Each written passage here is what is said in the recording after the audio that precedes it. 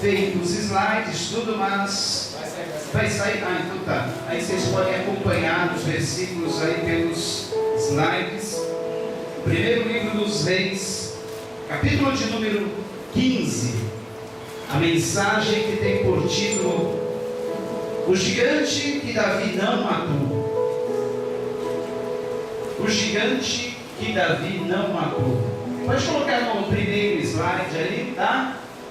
Enquanto nós vamos fazer uma oração, introduzimos essa mensagem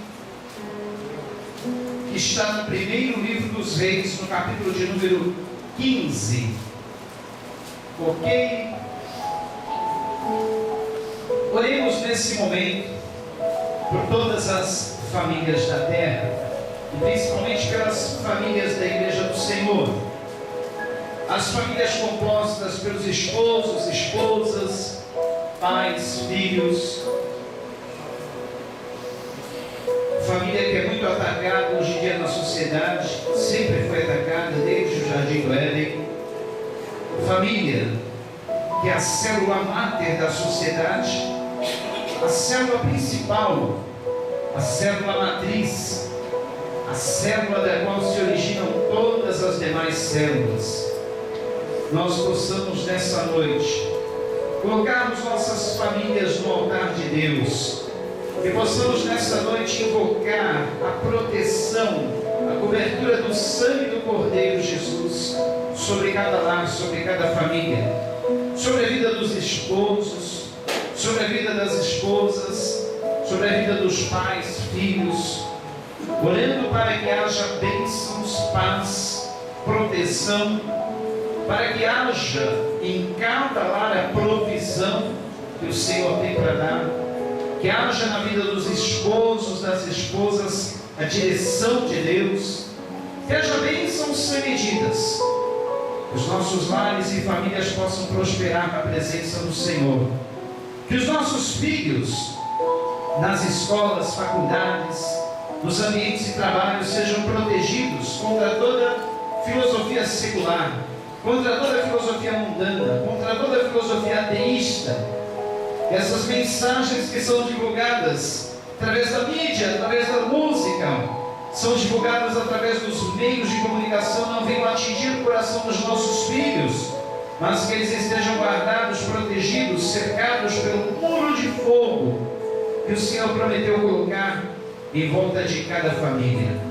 Que a bênção do Senhor, a bênção que enriquece, que não acrescenta dores, seja sobre cada lar, sobre cada família, sobre a pátria brasileira, nesse momento de transição de governo. Que haja bênção sobre a economia, que haja bênção sobre a política, que haja paz nessa nação, que ela seja conhecida realmente como uma nação bem-aventurada que conhece o Senhor, que tem o Senhor. Nós oramos nesse sentido, Senhor, em nome de Jesus. Amém. 1 Coríntios, capítulo de número 15, nós leremos apenas 5 versículos da mensagem que tem por título: o gigante que Davi não matou. Geralmente, nós costumamos falar da história de Davi, mencionando que ele venceu o gigante bravamente, ele foi heróico ao vencer o grande gigante. Ele teve ainda outros feitos heróicos quando ele ainda era um mero pastor de ovelhas, escondido no anonimato do campo. Venceu um leão, venceu um urso. Mas houve um gigante na vida de Davi que ele não venceu. E esse gigante, eu e você, nós nos deparamos com ele no nosso caminho, dia a dia, a todo momento. E nós corremos o risco também de perdermos a batalha para esses gigantes que geralmente nós lutamos e muitas vezes somos vencidos. Essa mensagem vai tocar o coração dos esposos, vai também tocar o coração das esposas, daqueles que têm a responsabilidade de serem pais. Tenho certeza também que vai tocar o coração dos filhos. Enfim, vai tocar o coração de todos nós, porque vez por outra nós sempre lutamos contra esses gigantes, e não poucas vezes somos derrotados. Vejamos qual foi esse gigante que Davi não conseguiu vencer. Diz no capítulo 15 do primeiro livro 3, versículo 1, que no 18º ano do rei Jeroboão, filho de Nebate, Abias começou a reinar sobre Judá. 3 anos reinou em Jerusalém. Era o nome de sua mãe Maaca, filha de Absalão. Andou em todos os pecados que seu pai havia cometido antes dele, e seu coração não foi perfeito para consigo ao seu Deus, como o coração de Davi, seu pai. Mas, por amor de Davi, o Senhor, seu Deus, lhe deu uma lâmpada em Jerusalém, levantando a seu filho depois dele e dando estabilidade a Jerusalém.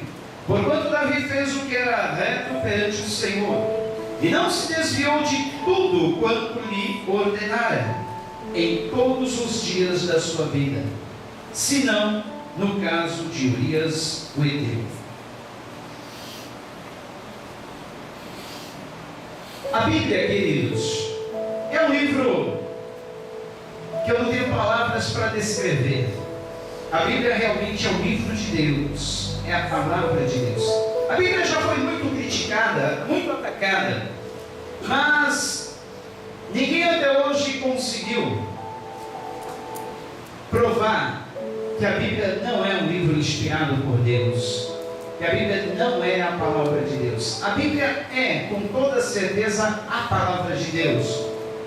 E como uma palavra fiel, uma palavra verdadeira, uma palavra que é digna de toda confiança, a Bíblia não esconde de forma alguma a falha, o defeito dos seus principais heróis.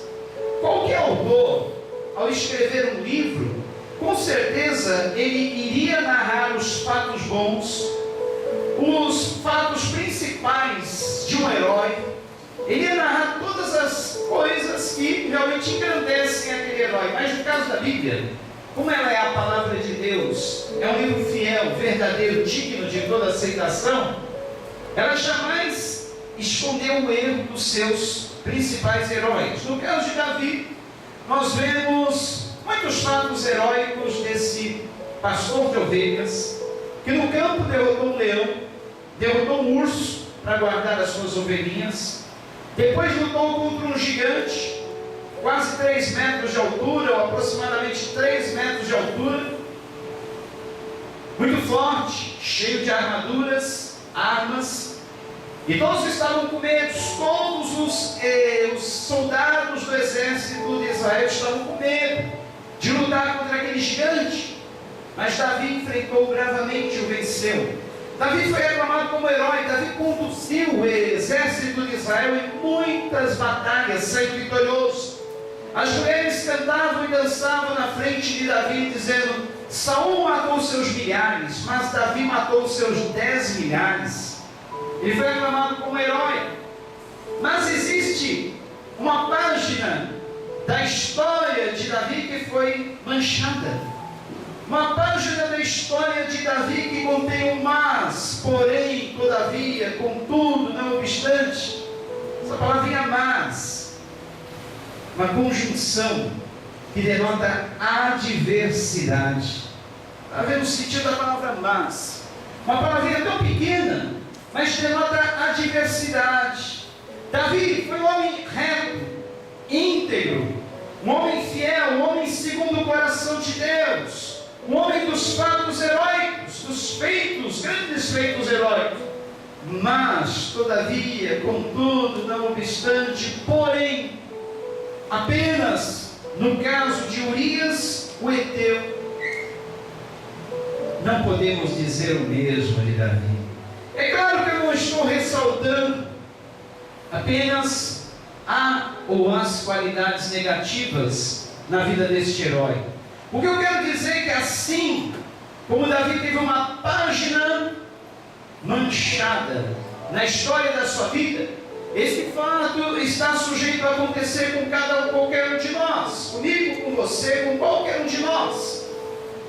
E nós precisamos aprender com as falhas, os erros, os defeitos dos nossos principais heróis, Como é que nós devemos fazer também para não cairmos nos mesmos erros?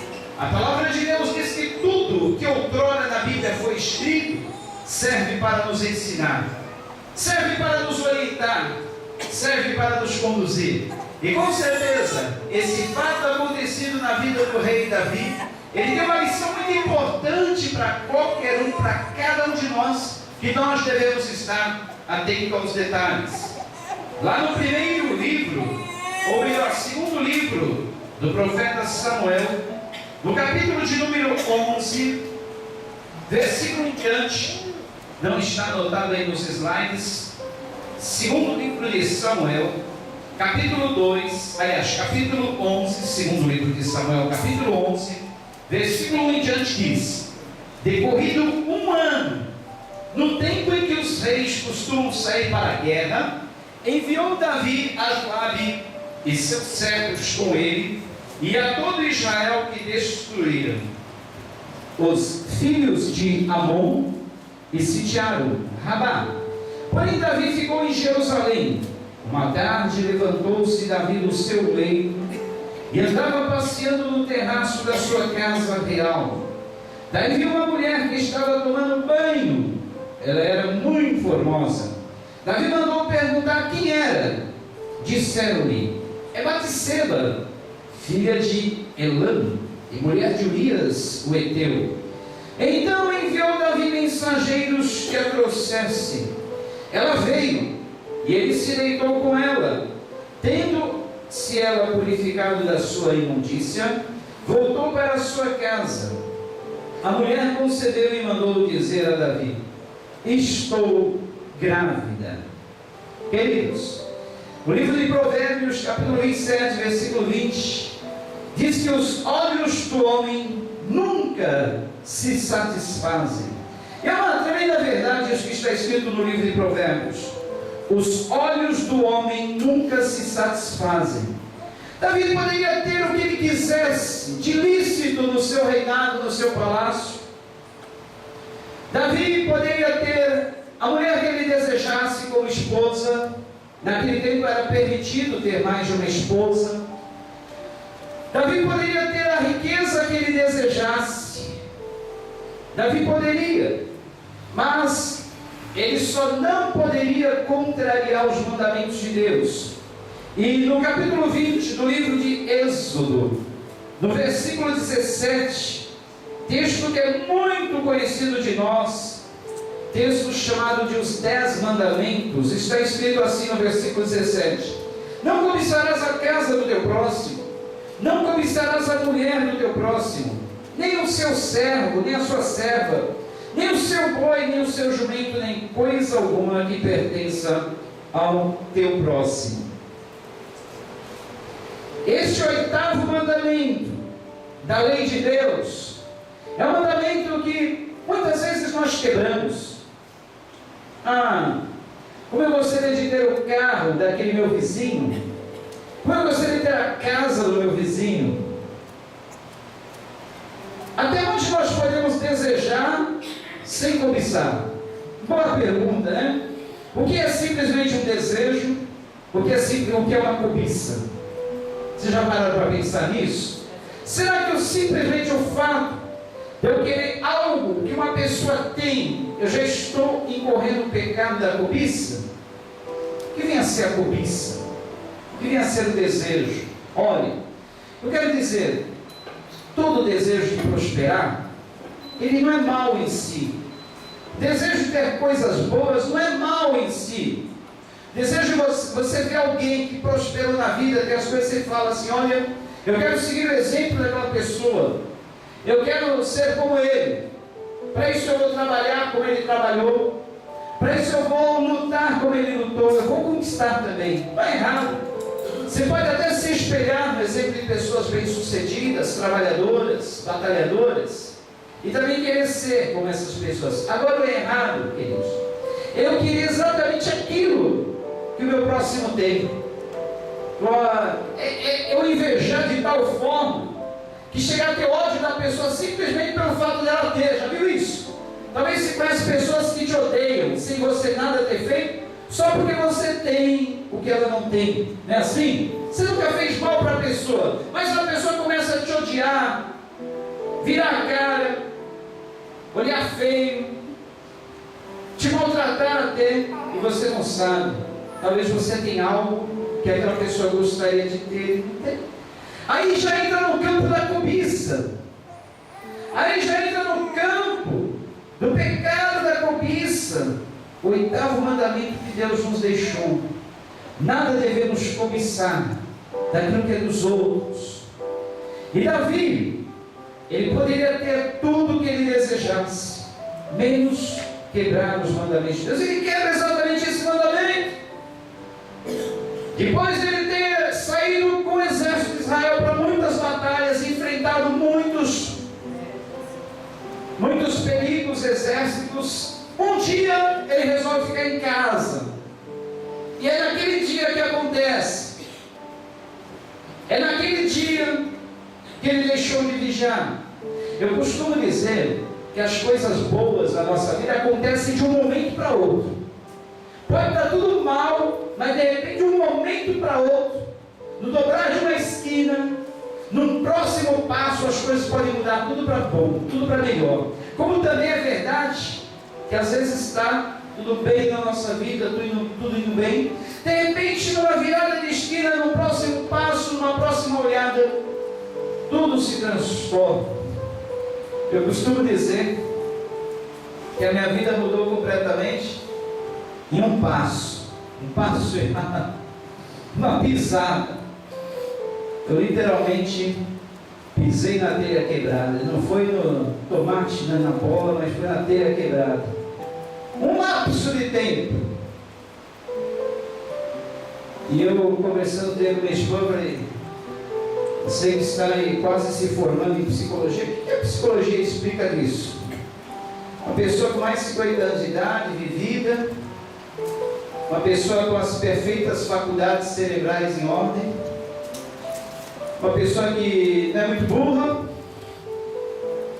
de repente cisma de fazer um teste pisando numa telha quebrada, para ver se aquela telha suporta. O que a psicologia fala sobre isso? É um lapso de burrice, idiotice, insensatez. Isso que aconteceu comigo. E eu falei: olha, assim como me deu esse lapso de insensatez naquele momento, poderia ter me dado esse lapso de insensatez dirigindo no volante, andando no meio atravessando uma rua, em qualquer momento. Olha só como a nossa mente é perigosa. A nossa mente, se falhar por um segundo, causa uma destruição na nossa vida, muda tudo. Olha como é importante. Por isso que o Senhor Jesus, ele disse: vigiai, vigiai e orai, para que não entreis em tentação. Vigiais, em todo instante, em todo momento, em qualquer situação. Você está andando, de repente você deixa de vigiar, você dá um passo errado, você dá um passo contrário, você pisa onde não deveria pisar, como eu pisei. Você entra onde não deveria entrar, você olha onde não deveria olhar. E Davi, ele falhou exatamente nesse momento. Ele lá tranquilo, passeando no terraço do seu palácio. O dia deveria ser um dia muito bonito, calor, ensolarado, o seu exército lá no campo de batalha, e Davi descansando, passeando tranquilamente. Quando ele olha para o lado, ele olhou exatamente na direção que ele não deveria olhar. Se a primeira olhada é inevitável, se olhou, a primeira vez não tem como evitar. Mas se olhar a primeira vez, voltar a olhar a segunda e fixar os olhos, aí já entra o pecado. E foi exatamente aí que Davi falhou. Os olhos do homem nunca se satisfazem. Os olhos do homem sempre desejam mais e mais. E aí vai um recado para os esposos, principalmente, já que nós estamos no mês da família, é bom nós abrirmos o jogo, é bom nós falarmos abertamente. Aqui não há tabus, aqui não há assunto proibido, pelo contrário, tudo deve ser falado. Recado especialmente para os homens, mas também que atinge as mulheres, que também muitas sofrem com esse problema. É um problema que afeta os casamentos, afeta a vida espiritual das pessoas. É um problema que pode ser que esteja atingindo tua vida e você não consegue se livrar. Os olhos do homem nunca se satisfazem. Nós temos aí diante de nós, na televisão, quase que 24 horas por dia, um prato cheio de entretenimentos. Já não tem mais horário. Qualquer horário do dia, a televisão oferece para nós tudo aquilo que, algumas coisas boas e muitas coisas que não prestam. Por isso que eu deixei de ter televisão. Eu não tenho. Meu filho tem no quarto dele, eu não tenho. Nem no quarto, nem no quarto, nem na sala. Não proíbo também, não condeno quem tem. Mas o que eu quero dizer é que muitas vezes nós estamos num beco sem saída. Estamos num canal mudando para outro. Parece coisas que nós não gostaríamos de ver. Temos a internet que nos oferece todo tipo de entretenimento. E um dos males que prende as pessoas, vicia, causa danos, chama-se pornografia. E a pornografia casa exatamente com esse versículo, ou seja, os olhos do homem nunca se satisfazem. Talvez alguém busque um entretenimento na pornografia. Vou ver por curiosidade. De um vídeo você quer ver outro, de outro você quer ver outro, de outro você quer ver outro, de outro você vai puxando para outro, vai puxando para outro. De uma foto você quer passar para outra foto. Aí quando você percebeu, foram-se horas, com aquelas imagens entrando na cabeça, caindo no coração. Quando menos se percebe, a esposa já não é mais a companheira, já não é mais aquela pessoa com que você divide os seus prazeres, você satisfaz e recebe satisfação. A esposa passa a ser um simples objeto. Você mentaliza aquilo que você viu nas imagens pornográficas, traz para dentro do seu relacionamento. Isso afeta profundamente o relacionamento do casal.